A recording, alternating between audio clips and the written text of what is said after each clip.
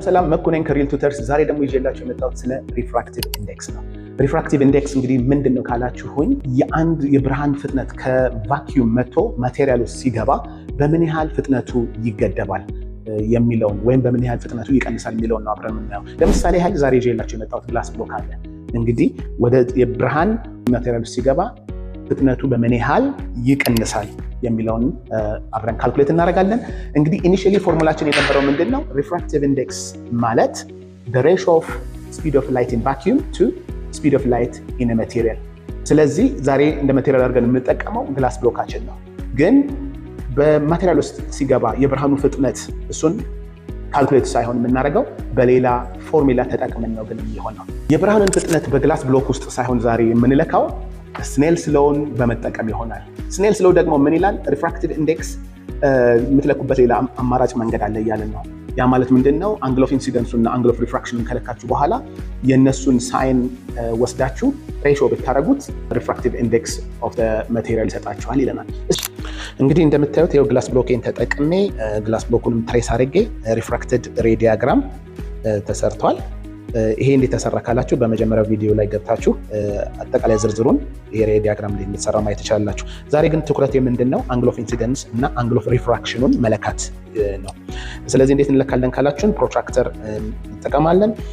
ፕሮትራክተራችን ሴንተር ልክ ላይቱ ግላስ ብሎክ ውስጥ የገባው ፖይንት ላይ ይሆናል። ኖርማል ላይኑ ደግሞ የፕሮትራክተሩ ዜሮ ላይን ላይ ይሆናል። እንደዛ ካስቀመጥኩ በኋላ አንግል ኦፍ ኢንሲደንስ አብረን እንለካለን። ራፍሊ አንግል ኦፍ ኢንሲደንሳችን እንደምታዩት 30 ዲግሪ ነው ማለት ነው። ልክ አንግል ኦፍ ኢንሲደንሱን ከለካ በኋላ ደግሞ አንግል ኦፍ ሪፍራክሽንን አዙሬ ግላስ ብሎክ ውስጥ ሲገባ ስለካ ራፍሊ 19.5 አካባቢ ነው የሚመጣው። ራፍሊ እዚህ ጋር ስታዩት 19.5 አካባቢ ነው። ስለዚህ አንግል ኦፍ ሪፍራክሽን ይሄን ይመስላል። ይሄው እንደምታዩት እንግዲህ የ30 ዲግሪ አንግል ኦፍ ኢንሲደንስ ራፍሊ አንግል ኦፍ ሪፍራክሽን 19.5 ዲግሪ እንደሆነ አይተናል። እኔ ግን በተለያየ አንግል ኦፍ ኢንሲደንስ እንደምታዩት 5 ሪዲንግ ወስጃለሁ እስከ 60 ዲግሪ። የነሱንም አንግል ኦፍ ሪፍራክሽንም አብሬ ሰርቻለሁ። ይሄን ይመስላል። ይሄን ካረኩ በኋላ ምንድነው የአንግል ኦፍ ኢንሲደንሱንም የአንግል ኦፍ ሪፍራክሽኑንም ሳይናቸውን ማቴማቲካሊ ካልኩሌት አድርጌያለሁ። ዋን ዴሲማል ፕሌስ ነው የወሰድኩት። ከዛ በኋላ የነሱን ሬሾ ወስጃለሁ። ያ ማለት ሳይን አይ ዲቫይድ ባይ ሳይን አር ይሄንን ይመስላል። እንደምታዩት ይሄ ደግሞ ምን ማለት ነው? ሪፍራክቲቭ ኢንዴክስ ኦፍ የተጠቀምኩትን የግላስ ብሎክ ሪፍራክቲቭ ኢንዴክስ ነው።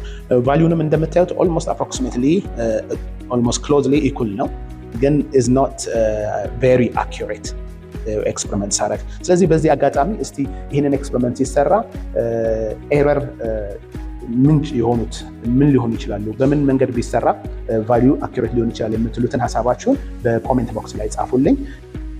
ምን ማለት ነው? ስፒድ ኦፍ ላይት ኢን ዲስ ግላስ ብሎክ ምን ያህል ሆነ ማለት ነው? የብርሃን ፍጥነት በቫኪዩም ውስጥ ያለው 300 ሚሊዮን ሜትር ፐር ሰከንድ ነው ብለናል። ግላስ ውስጥ ግን ሲገባ ፍጥነቱ በ1.5 ተካፍሎ ነው ያነሰው ለማለት ነው። የ1.5 ሪፍራክቲቭ ኢንዴክስ ኦፍ ዲስ ግላስ ብሎክ ነው ማለት ነው።